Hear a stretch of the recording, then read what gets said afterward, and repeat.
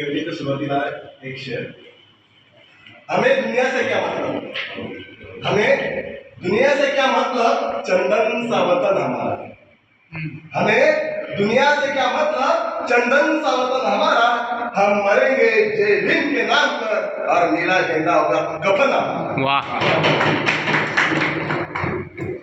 5-6 महिन्यापूर्वी सोशल मीडियावरती इंस्टाग्रामवरती माझी काही कविता कोणीतरी व्हायरल केलेली होती, ऑडिओ सोबत त्यातली 4 ओळी सादर करतो, मग माझी मूळ कविता सादर करतो। ती कविता अशी होती, एकनाथ शिंदेला कोणीतरी दिवस होतं दाढीवाला विषय त्याच्यावरून ती, आणि त्यावेळेला बौद्धांचं आंदोलन चालू आहे आताही, त्यावेळेला तो ते आंदोलन करतो, त्याला बाहेर करण्यासाठी हा एक प्रकार आलेला, त्यावरून ती कविता जी होती की कॉमेडीवरून राडा झाला शांत झाली कथा, कॉमेडीवरून राडा झाला शांत झाली कबर, सारंग राजा बौद्ध बांधला, आणि कवितेचं नाव आहे ही बौद्धांची वस्ती आहे।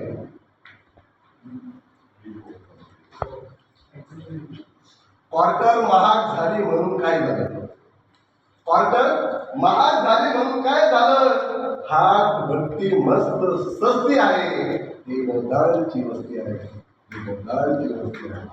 देव देवी कुलदेवता घरात ठाण मांडून बसले, देव देवता कुलदेव देव घरात ठाण मांडून बसले, गोंधळी जागरण तळी भंडारी कर्ज काढून सत्यनारायण, गोंधळी जागरण तळी भंडारी कर्ज काढून सत्यनारायण घातले, विसरून गेलो इतिहास आम्ही ज्यांनी छळले त्यांच्याचीच आज आमची दोस्ती आहे, कारण ही बौद्धांची वस्ती आहे। तू मान मी मान आहे, तू मान मी मान आहे, तो चाबा तो कोळी आहे, एकी आमच्यात कधीच नाही फक्त जाती जातीची टोळी आहे, एकी आमच्या कधीच नाही फक्त जाती जातीची टोळी आहे। विसरून गेलो महापुरुषांना उद्धार करत्याला, विसरून गेलो आम्ही महापुरुषांना उद्धार करताना, मेंदूवर आमच्या कायम चढलेली सुस्ती आहे, ही बौद्धांची वस्ती आहे, ही बौद्धांची वस्ती आहे। पोरगी नाचते गरब्या दाढी आहे, पोरगी नाचते गरब्या दाढी आहे, बायको पाळी मार्गशीर्ष श्रावण, पोरगा चढला दयांच्या स्तरावर, पोरगा चढला दयांच्या स्तरावर, आणि मी करतोय गणपतीचा हवन, पोरगा चढलाय दयांच्या स्तरावर आणि मी करतोय गणपतीची आरती श्रवण, शिक्षणाच्या नावाने बोंब आणि रोजगारासाठी रोजच आमची कुस्ती आहे, ही बौद्धांची वस्ती आहे। बाप आहे राष्ट्र काँग्रेसवासी, बाप आहे काँग्रेसवासी, मुलगा आहे राष्ट्रवादी, भाऊ माझा शिवसैनिक आणि भाजपाचा कॅन्डिडेट, बाप आहे काँग्रेसवादी, मुलगा आहे राष्ट्रवादी, भाऊ माझा शिवसैनिक, मी आहे भाजपाची कॅन्डिडेट, मंदिर मस्जिद दंगलीत, मंदिर मस्जिद दंगलीत आणि कुठले आमच्या अस्थी आहे, कारण ही बौद्धांची वस्ती आहे। शुक्रवार पीर दर्गा, सोमवारी शिवालय, शुक्रवार पीर दर्गा, सोमवारी शिवालय, गुरुवारी साई बाबा, बाकी दिवस मंदिरात, शुक्रवारी पीर दर्गा, सोमवारी शिवालय, गुरुवारी साई बाबा, बाकी दिवस मंदिर आले, नाचे वाकडे तिकडे करून कंबर, कारण 14 एप्रिलला आले ते आमच्या मस्ती आहे, ही बौद्धांची वस्ती आहे। जात सांगे महान म्हणून, जात सांगे महान म्हणून नकली बौद्धांची बघापूर्ती, जात सांगे महान म्हणून नकली बौद्धांची बघापूर्ती, आणि धम्माच्या सांग्या बाळ्या भात्या आणि पोटपाड्याच्या सर्व देवांच्या, धम्माच्या सांगे बड्या बड्या भाता आणि सर्व पोटपाड्याच्या करून आधी, अरे बा भीमाला करून ठेवले देव, अरे बा भीमाला करून ठेवले देव, अरे मिळी जाऊन त्यांना पुजती आहे, कारण ही बौद्धांची वस्ती आहे, ही बौद्धांची वस्ती आहे।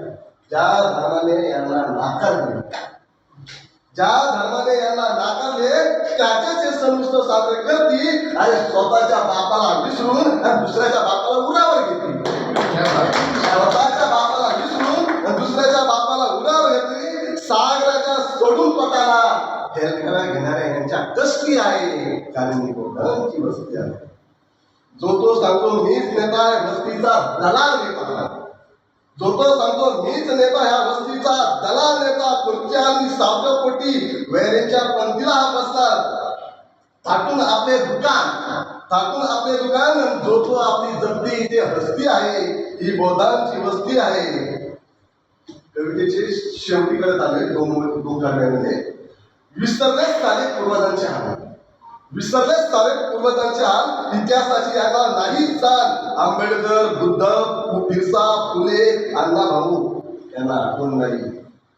आंबेडकर, बुद्ध, बिरसा, फुले, अण्णाभाऊ यांना आठवण नाही. रमाबाईच्या नयनी आज आहे, आज ते वाती आहे, कारण बौद्धांची वस्ती आहे. आणि कविताचा शेवट आहे, मी लढत आहे अन्यायाविरुद्ध, मी लढत आहे अन्यायाविरुद्ध. गीत लेख कवितेतून माझ्या वस्तीची दुर्दशा मांडत आहे प्रत्येकाच्या मनामनात, मांडत आहे प्रत्येकाच्या मनामनातून. अरे कसे समजावू माझ्या भाऊ बहिणींना, अरे कसे समजावू मी माझ्या भाऊ बहिणींना.